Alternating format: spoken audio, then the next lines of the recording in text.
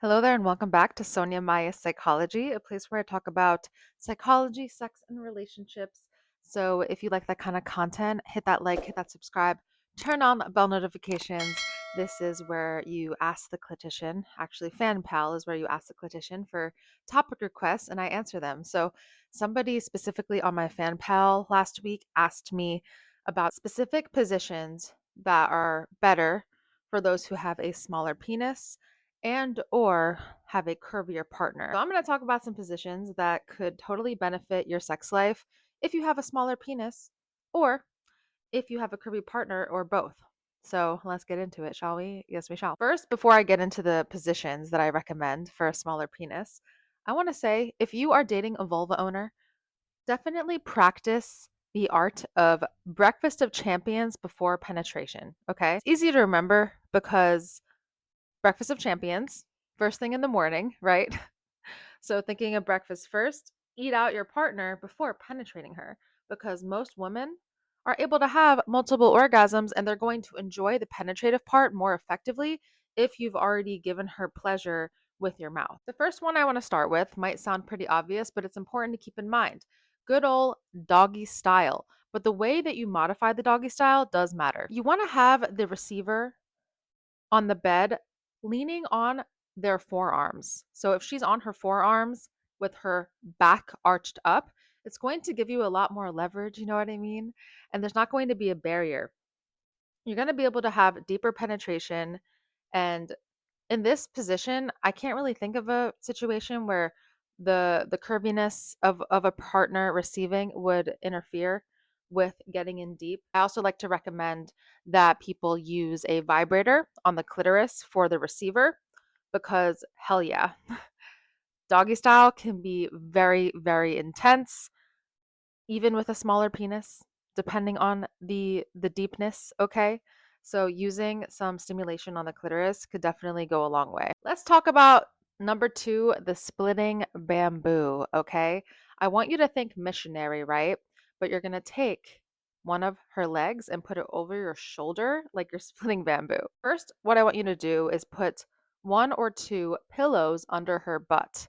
And then you're going to throw a leg over her shoulder. This will give you nice leverage. You can even kind of like pick her up and get her closer. This one, maybe the curvier size might be a little bit of a barrier, but definitely play around with it, okay? This is a really good position because you still get the benefit of the eye contact, and it's a way to do missionary where you're getting more deeper angles. And I find it to be a really great option for most people. Keep in mind with the splitting bamboo, you want to be thrusting at an up angle, up, okay?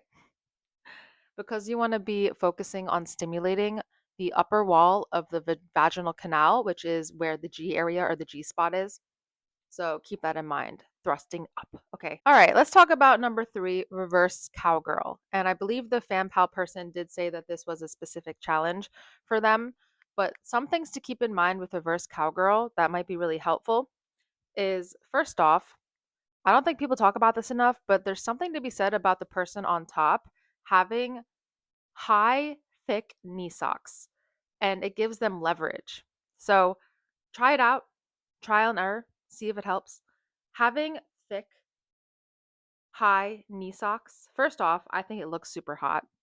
I feel super hot when I'm wearing high knee socks. I don't know about you, but it gives you this leverage on the bed that feels less slippery. You also want a pillow under your hips, okay?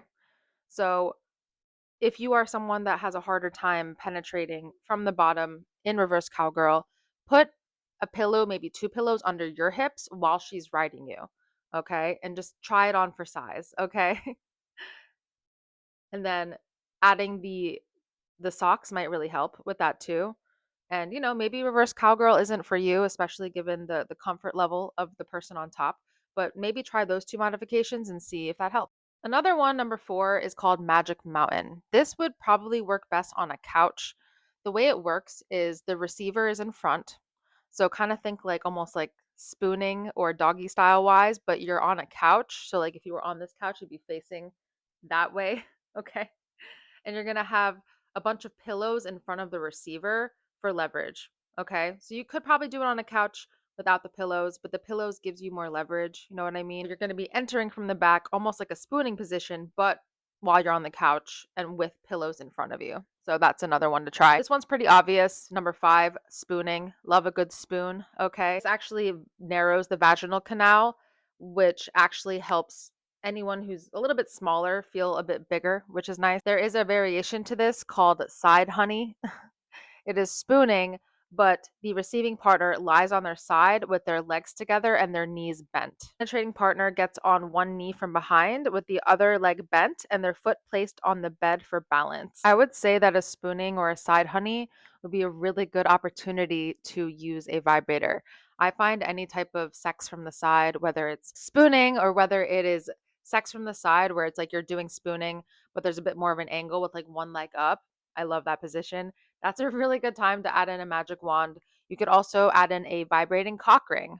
Okay, they exist. Trust me, I know. So it's a cock ring that goes on. It's like has a vibrator attached to it, so you can stimulate the clitoris while also penetrating. So definitely look into that if you're interested. The next one you want to try is sex on a chair. So you, as the giver, you're going to sit on a chair.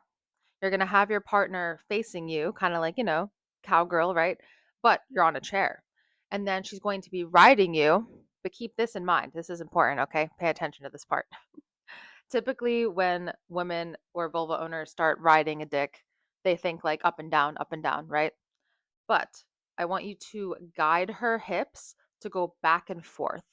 The analogy or the example I like to use to remind people of this is like if there was a googly eye on her butt cheeks, the eye would not go up and down. It would just kind of like stay, if that makes sense. So, you could even, put a googly eye on her butt and see what happens. No, just kidding.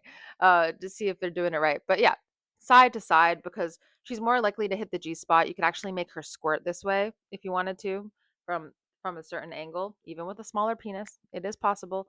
Trust me, it is possible. Okay. But yeah, chair sex can be really good for a smaller penis, and for a curvier body it could be good too, because given that you have your legs on the ground and you're controlling it with your hands, it helps you help her glide back and forth in a really arousing and awesome way. And it's just hot, having someone straddle you that you're attracted to. I mean, damn. Another one to keep in mind that's super fun is edge of glory.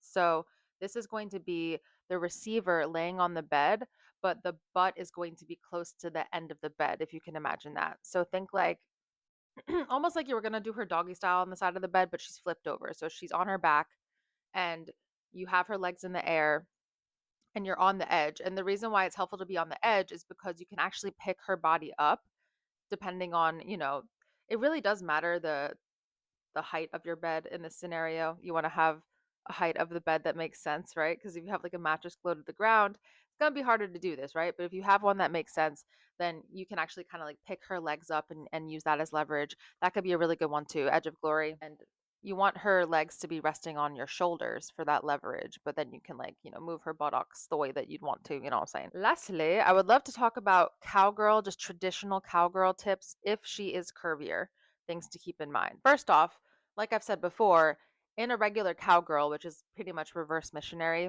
depending on what you want to call it, it's important to keep in mind that pillows under your butt as the giver. I mean, I guess you're kind of the receiver in this scenario, but you're the giver if you have you're the receiver, I guess you would say, but as the penis owner in the scenario. Logistics. I'm like, what? Put the pillows under your butt. The person who's on the bottom, put the pillows under your butt. That's going to give you more leverage to have a smaller peen, but it's also going to help in terms of leverage with a curvier body on top of you. I would also recommend in cowgirl to have a vibrator handy, because even though this might be a little bit more challenging, this could be a really intense position depending on how you're gliding. And like I said with the chair position, you want to make sure that the woman on top of you is gliding back and forth rather than bouncing up and down. And if she can fit in a vibrator there, or if you have a vibrating cock ring and you can make it so the vibrator that is supposed to be on the clit is like hitting her clit in cowgirl, that's going to make the gliding back and forth a lot more pleasurable for her. There's also something to be said about the tendency for the man on the bottom while you're riding cowgirl to have his knees up, and then you can actually grab on his knees for leverage in that gliding back and forth. But different strokes for different folks. You know who actually has some really good content on this? There is a person that I have, a mutual colleague, if you will. We've both presented at the same types of social media summits or mentorship series, etc. She goes by the Conversational Freak, and she actually does classes like in New York and maybe other places where she teaches people how to ride effectively, regardless of body size. So if you're interested in learning more and actually like watching more tactics for reverse cowgirl, regular cowgirl, etc., she has a lot of great content on that. So I'll put a link below. We didn't even talk about this. I just thought of it now. I'm like, you know what? I should give her a shout out because this is her specialty. Okay. She like literally runs classes in this. And I've noticed that she sometimes wears like knee pads, like when she's doing the classes, right? Almost looks like a dance class, but no, she's teaching people how to ride the dick. And I appreciate that. I think she's doing great work and it's very important.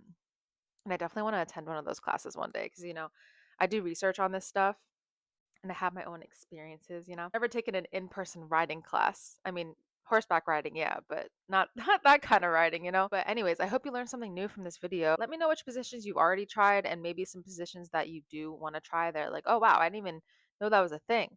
Because some of them are pretty common, right? Like doggy style, cowgirl, spooning from the side, all those things, right? Off the bed. But sometimes it's helpful to just know the very small tweaks and modifications that can help you get more leverage, feel like you're getting deeper. And don't be afraid to add some lube, some body safe lube, some body safe toys, especially a wand. Oh man, it can help so much, especially a bullet vibrator.